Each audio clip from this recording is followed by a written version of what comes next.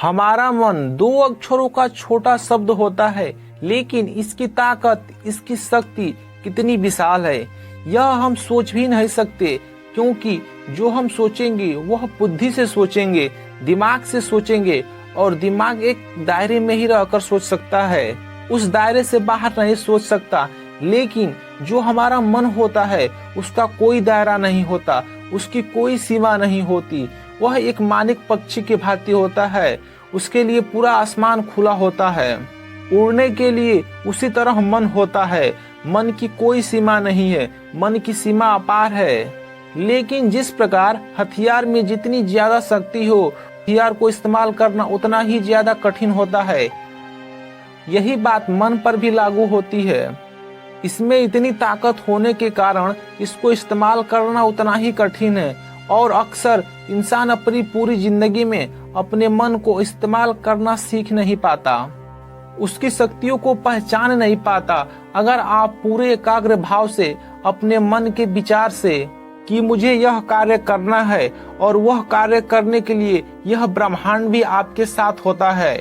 जी हाँ, सुनने में यह असंभव लगती है, लेकिन अगर हम पूरे एकाग्र भाव से विचार करते हैं और पूरा सच्चा भाव करते हैं उस चीज को पाने के लिए, तो यह पूरा ब्रह्मांड हमारे साथ होता है। आज की जो कहानी मैं आपको सुनाने वाला हूँ, उसके बाद आप अपने मन की शक्तियों को इस्तेमाल करना सीख जाओगे। उसके बाद आप जो पाना चाहते हैं, जो भी बनना चाहते हैं, उसको अपने मन के शक्तियों से संभव कर पाएंगे। तो दोस्तों, इससे पहले कि आप इस कहानी में खो जाएं, इससे पहले इस YouTube चैनल को सब्सक्राइब कर लें और वीडियो को लाइक कर दें। तो चलिए कहानी शुरू करते हैं। अब एक बार की बात है, एक गुरु अपने आश्रम में अपने शिष्यों को ध्यान प्रक्रिया की शिक्षा देते थे, तरह तरह के ध्यान लगाने के रास्ते उन्हें बताते थे। वह गुरु बहुत ही प्रतिभाशाली थे। उनके चेहरे से शांत और सौम्य की मुद्रा सभी बच्चों को आकर्षित करती थी। उनके चेहरे पे हमेशा सकारात्मक ऊर्जा दिखती थी, जिससे सभी बच्चे आकर्षित थे। सभी बच्चे चाहते थे कि हम अपने गुरु के भांति बन जाएं, हम भी अपने गुरु की तरह शांत और सौम्य बन जाए। लेकिन बहुत प्रयास करने के बाद भी बच्चे उस स्थिति पर नहीं पहुंच पाते थे। वह इस बात पर कभी गौर ही नहीं कर पाते थे कि गुरु की अवस्था को पाने के लिए कितनी साधना करनी पड़ती है, कितनी उम्र बितानी पड़ती है। उन्हीं शिष्यों में से एक शिष्य था जो कि उस गुरु के प्रति बहुत आकर्षित था, और वह चाहता था कि मैं जल्द से जल्द अपने गुरु की तरह बन जाऊं। इसलिए बहुत सारे ध्यान प्रक्रिया करने के बाद भी वह उस अवस्था को हासिल नहीं कर पा रहा था। तब उसने सोचा कि हमारे गुरु हमें पूरा ज्ञान नहीं दे रहे हैं, कुछ ज्ञान छुपा रहे हैं। यही बात उसके मन में एक संदेह बना लिया। उसने सोचा कि मैं भी पूरी तरह से अपने गुरु की नकल करूंगा। जिस तरह पूरे दिन गुरुवर चरण करते थे, इसी तरह मैं भी करूंगा, तो मैं भी इस अवस्था को प्राप्त कर लूंगा। इसलिए उसने सुबह शाम गुरु का अनुसरण करना शुरू कर दिया। वह छुप छुप कर अपने गुरु को देख रहा था कि गुरु किस तरह बैठे हैं, किस तरह चलते हैं, क्या क्या बातें करते हैं। हर एक बातों को वह शिष्य नकल करने लगा और वही सब बातें अपने व्यवहार में भी लाने लगा। यह सब कार्य गुरु से छिपकर करता था, उनके नजर में नहीं करता था। लेकिन कुछ दिन बीत जाने के बाद वह हिम्मत करके एक दिन गुरु के साथ चल पड़ा। उस समय गुरु एक नदी पर स्नान करने के लिए जा रहे थे। गुरु के साथ साथ चल रहा था और नदी पर पहुंचकर गुरु की ही तरह नदी पर उतरकर स्नान किया, और जिस चट्टान पे बैठ के गुरु ध्यान करते थे, उसी चट्टान के बगल में जाकर यह शिष्य भी बैठकर ध्यान में लग गया।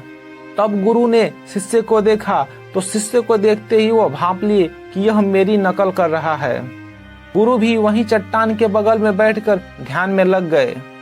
शिष्य मन में सोच रहा था कि शायद गुरुजी हमसे कुछ कहें। जब कहीं से कुछ आवाज नहीं सुना, तब उस शिष्य ने अपनी आंखें खोली और गुरु के तरफ देखी, तो गुरु देखते हुए मुस्कुराए और बोले, बेटा तुम क्यों मेरी नकल कर रहे हो? तब शिष्य ने कहा, गुरुजी मैं आपकी तरह बनना चाहता हूँ, मैं भी आपके तरह शांत और सौम्य बन जाऊं, आपकी ही तरह बात कर सकूं, आपकी ही तरह चल सकूं।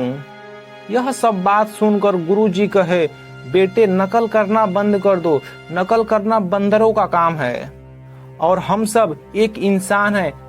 यह सुनकर शिष्य ने कहा, लेकिन गुरुजी इतना ध्यान करने के बाद भी मुझ में कोई खास बदलाव नहीं आ रहा है और मैं आपकी तरह बनना चाहता हूँ, आप ही की तरह सत्य को प्राप्त करना चाहता हूँ। वह मुझे कैसे हासिल होगा? यह बात सुनकर गुरुजी कहते हैं कि पहले तो तुम मेरी नकल करना बंद कर दो और इसके लिए मैं तुम्हें एक छोटी सी विधि बताता हूँ, क्या तुम इसे कर पाओगे? तब शिष्य ने कहा, जी गुरुदेव, मैं कुछ भी करने के लिए तैयार हूँ, आप कहिए। इसी पर गुरुजी ने कहा कि तुम अपने 1 महीने के विचारों को देखना शुरू कर दो और जो भी विचार आता है उन विचारों को संख्या के रूप में लकड़ी इकट्ठा करना शुरू कर दो और ध्यान रहे, एक विचार के बदले एक ही लकड़ी। और 1 महीने में यह सारी लकड़ियां इकट्ठी करके उस सामने पड़ी झोपड़ी में रखो और ध्यान रहे, एक विचार के बदले एक ही लकड़ी रखना है। जब भी तुम्हारे मन में कोई भी विचार आए उसके बदले एक लकड़ी उठाओ और उस झोपड़ी में रख दो। यह प्रक्रिया तुम 1 महीने तक करो। शिष्य ने कहा, जी गुरुदेव, मैं ऐसा जरूर करूंगा। 1 महीने तक जितने मुझे विचार आएंगे उसके परिणाम स्वरूप उतनी ही लकड़ियां उठा के इस झोपड़ी में रख दूंगा। इस पर गुरुजी ने कहा, इसके साथ तुम्हें एक और काम करना है।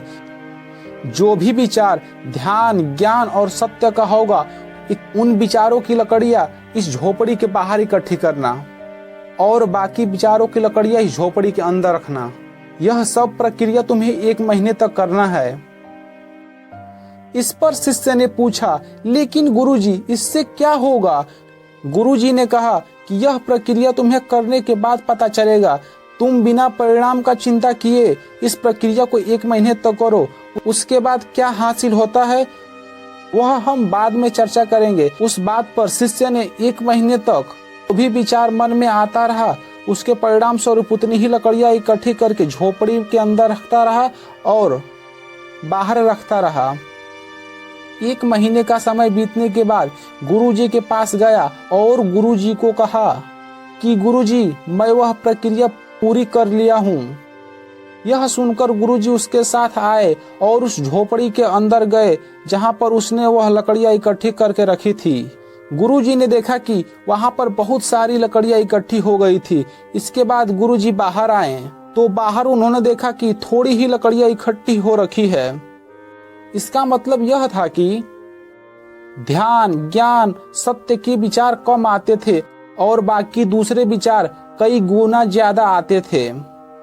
यह देखने के बाद गुरुजी ने उस शिष्य से कहा कि बेटा, तुम अब एक काम करो, झोपड़ी के अंदर जितनी भी लकड़ियां पड़ी है उन्हें उठाकर नदी में बहा दो।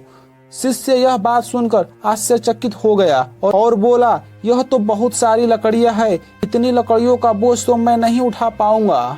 यह सुनकर गुरुजी मुस्कुराए और बोले कि जब तुम इतनी सारी लकड़ियों का बोझ नहीं उठा सकते तो इतने सारे विचारों का बोझ कैसे उठा लेते हो? तब शिष्य ने कहा कि गुरुजी, विचारों में कोई वजन नहीं होता। इस पर गुरुजी ने कहा कि यही तुम्हारी गलत फहमी है। विचारों में इन लकड़ियों से ज्यादा वजन है, लेकिन वह हमें महसूस नहीं होता क्योंकि वह वजन हमारे शरीर पर ना होकर हमारे मन के अंदर होता है, हमारे मस्तिष्क पर होता है। तुम खुद देख लो, सत्य, ज्ञान और ध्यान के विचार कितने थोड़े हैं और बाकी के फालतू विचार कितने ज्यादा हैं। तुम इतने थोड़े से सत्य और विचार को लेकर परमात्मा को प्राप्त करना चाहते हो। तुमने परमात्मा का इतना थोड़ा मूल्य लगाया है। बच्चे, ध्यान और ज्ञान और सत्य के विचार तुम्हारे बाकी विचारों के नीचे दबे हुए हैं। जब तक वह विचारों के नीचे दबे रहेंगे, तुम ही बताओ तुम्हें सत्य की प्राप्ति कैसे हो सकती है। अगर तुम्हें किसी भी लक्ष्य को प्राप्त करना है तो तुम्हारे मन में उसी लक्ष्य के विचार उठने चाहिए, उसी लक्ष्य पर विचार को केंद्रित होना चाहिए, तभी तुम उस लक्ष्य को हासिल कर सकते हो। यह बात सुनते ही वह शिष्य गुरु के चरणों में गिर पड़ा और उसके बाद उसने कहा कि गुरुजी, आज से मैं जो भी सोचूंगा वो ध्यान और सत्य के संबंध में ही सोचने की कोशिश करूंगा। इसी तरह से हम सब अपना लक्ष्य तो निर्धारित कर लेते हैं, कि हमें यह बनना है, यह तो हम निर्धारित कर लेते हैं, लेकिन इसके निर्धारित करने से हमें लक्ष्य नहीं मिलता, बल्कि हमें सुबह शाम रात दिन अपने विचारों को उसी लक्ष्य पर केंद्रित करना होगा। बाकी सब फालतू विचारों को अपने मन से निकालना होगा और अपने लक्ष्य पर केंद्रित होना पड़ेगा। एक बार अगर तुम लक्ष्य पर केंद्रित कर लिए, अगर तुमने सच्चा भाव बना लिया अपने लक्ष्य के प्रति, तो दुनिया की कोई भी ताकत तुम्हें नहीं रोक सकती। जो तुम्हें अपना लक्ष्य पाने से रोक सके, तुम्हें किसी भी मोटिवेशनल की जरूरत नहीं। तुम खुद ही एक मोटिवेशनल हो। तुम खुद को ही अपना एक मोटिवेशनल बना लो। उसके लिए जो तुम्हें ताकत चाहिए, पावर चाहिए, वो तुम्हारा मन है, तुम्हारा मस्तिष्क है, तुम्हें प्रदान करेगा। लेकिन इसके लिए तुम्हें अपने लक्ष्य के प्रति सच्चा होना पड़ेगा। अगर अपने लक्ष्य के साथ धोखा करोगे तो समझ लेना कि तुम खुद के साथ धोखा कर रहे हो। इसलिए खुद को धोखा मत दो, क्योंकि आज नहीं तो कल तुम्हें एहसास हो जाएगा कि तुम किसी और को धोखा नहीं बल्कि खुद को धोखा दे रहे थे। तो दोस्तों, अपने लक्ष्य के प्रति सच्चे मन से, सच्चे दिल से कार्य करें और खुद को ही एक मोटिवेशनल बना ले।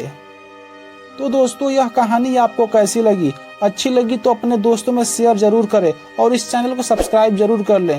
वीडियो देखने के लिए धन्यवाद।